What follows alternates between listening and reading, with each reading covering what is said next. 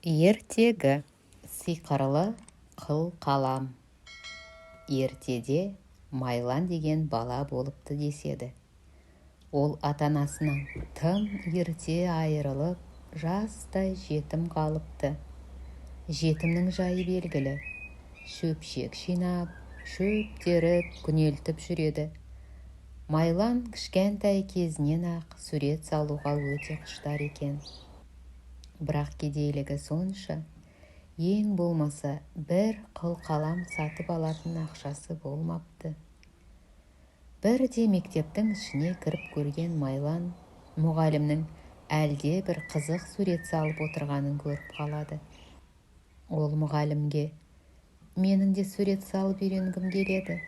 Рахым етіп, маған бір қыл қалам бере тұрмас па екенсіз?» деп өтініш жасайды. Мұны естіген мұғалім ашуға булығып: «Әй, жалаң аяқ Жақыбай, сурет сенің не теңің? Дәмесінің зорын өзінің!» деп айғай салып, баланы қуып шығады. Майлан торығып, ойға шомады. Сонда қалай? Кедейлігім себепті сурет салуға да қақымның болмағаны ма? Майлан өз дегенінен қайтпайтын қайсар жігіт. Күн сайын шөпшек жинап, тау кезіп жүріп, қолына түскен шыбықпен шимайлап, құм бетіне ұшқан құсты кескіндейтін. Шөп тере барғанда өзен жағасындағы үңгірдің сызды қабырғаларына сұқ саусағын суға шылап алып, түрлі жиһаз мүліктің ыдыс-аяқтың сұлбасын таңбалайтын. Міне, осылай күн артынан күн, жыл артынан жыл ілесіп, еңбекке, ізденіске толы уақыт озып жатты. Майлан сурет өнеріне әбден машықтанып алады.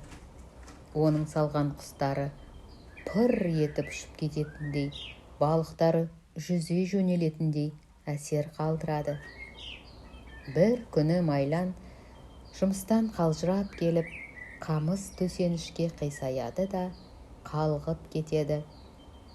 Кенет ғайыптан тайып бір ақ сақалды қарт пайда болады да балаға қылқалам ұсынып: «Мынау сиқырлы қылқалам, енді суретті осымен сал», дейді. Қылқалам алтындай жарқырап, сәуле шашып тұр екен. Баланың қуанышы қойнына симай, жатқан жерінен атып түрегеліп: «Мың алғыс, ата!» дейді. Айтып аузын жиғанша шал ғайып болады. Майланның таң қалғаны сонша ұйқысынан шошып оянады. Ойлап қараса түсі сияқты. Бірақ түсі деуге келмейді, өйткені сиқырлы қылқалам шынымен ақ баланың алақанында жатыр. Майлан қылқаламын қолға алып, құстың суретін салады. О, ғажап! Құс қанатын қағып жіберіп, шырқап көкке көтеріледі де тамылжытып сайрай бастайды. Балықтың суреті салғаны сол екен. Балық құйрығын бұлғаң еткізіп, шолп етіп суға сүңгиді де толқыннан толқынға асылып ойнап кетеді. Мұны көрген баланың қуанышында шек болмады. Енді Майлан күн сайын кедейлерге арнап сурет сызуға кірісті. Соқасы жоққа соқа, кетпені жоққа кетпен, шелегі жоққа шелек, шамдалы жоққа шамдал салып берді. Аз ғана уақытта жарлы байқұстардың жоғы түгенделе бастады. 30 тістен шыққан сөз 30 рулы елге тарайды, дейді. Майланның сиқырлы қылқаламы туралы бір сөзден бір сөзге жетіп, сол өлкедегі байдың құлағына да тиіпті. Бай қызметкерлеріне: «Баланы ұстап әкеліңдер», деп бұйырады. Алайда Майлан байдың қатыгез, жауыз, дүниеде көзі тоймас сараң екенін білетін. Сондықтан да оның қорқытып үркіткеніне, жалынып жалбарынғанына құлақ аспайды. Бірде-бір сурет салмай қояды. Амалы таусылып, дымы құрыған бай Майланды атқораға қаматып тастайды да, тамақ бергізбей, аштан қатыруды ойлайды. Арада 3 күн өтеді. Күн суытып, қалың қар түседі. Бай, Майлан аштан өлмегенмен, ендігі үсіп қалған шығар, көріп келейін, деп атқораға келеді. Келсе, ескі қораның арса-арса қабырғаларының арасындағы саңылаудан жылтырап оттың жарығы көрініп, дәмді тамақтың иісі мұрынды жарып барады. Саңылаудан сығаласа, Майлан дүрілдетіп пеш жағып, ыстық күлше жеп отыр екен. Бай, атқораға пеш пен нан қайдан келген? Деп айран асыр болады. Дәу де болса, бала бұларды сиқырлы қылғаламымен салып алған ғой, деп шамалайды ол. Қаны қарайған бай қызметшілерін шақырып, Майланды дереу өлтіруге бұйырады. Шаш ал десе бас алатын өңі суық 10 малай атқораға лап қояды. Бірақ баланың орнын ғана сипап қалады.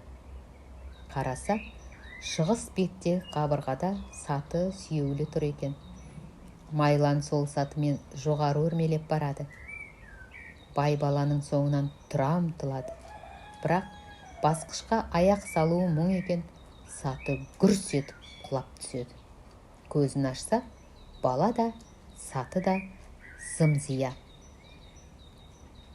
Майлан бұл қыстақта қалуға болмайтынын түсінеді.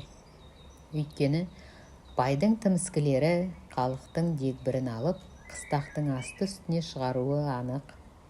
Сондықтан басқа жақта бой тасалауға бекінеді. Сөйтіп, ел жұртымен қоштасып, сиқырлы қылқаламымен жүйрік аттың суретін салады. Жер тарпып, көлденеңдей қалған арғымағына қарғып мініп, беті ауған жаққа желе жортып кете барады. Біраздан соң балаға арт жағынан ат тұяғының дүбірі естіледі. Мойнын бұрғанда жалаң қылышын білеп, еміне шауып келе жатқан байды маздаған отты лаулатып, айналаға жарық түсіріп, оған ілесе шапқан 10 шақты нөкерді көреді.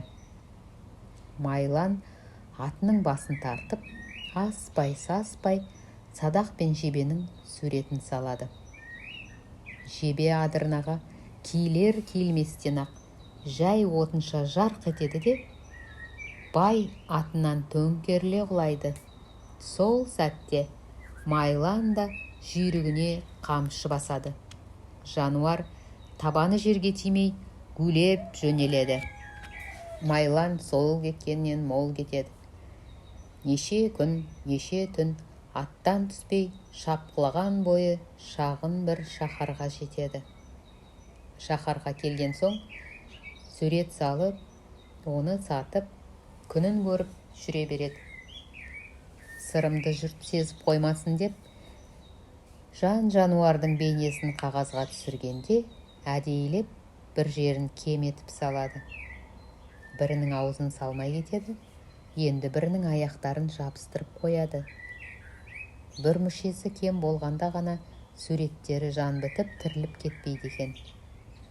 Күндердің бір күнінде қағазға көзі жоқ ләйліктің бейнесін түсіріп отырып, абайсызда ләйліктің басына сия тамызып алғаны. Сол-ақ екен, ләйлік көзін жыпылықтатып, қанатын жазып жіберіп, ұшып кетеді. Мұны көрген шаһар халқы шу етіседі. Әлде бір күншілдер бұл хабарды ханға жеткізе қояды. Хан, жігітті ордаға алып келіңдер, деп қызметшілерін жұмсайды. Қанша бұлқынғанмен қолдан келер қайран жоқ. Майлан қызметшілерге ілесіп ордаға келеді.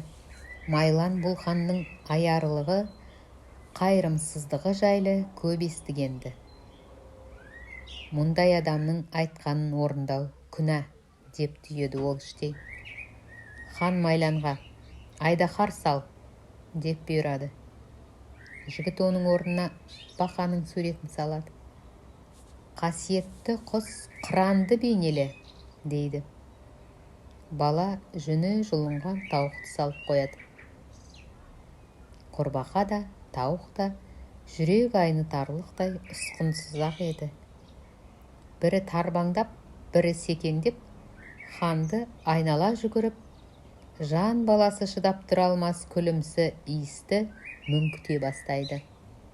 Сасық иіс бүкіл сарайдың ішін алып кетеді. Терісіне симай ашуланған хан күзетшілерге: «Қылқаламын тартып алып, өзін зынданға қамап тастаңдар», деп әмір береді.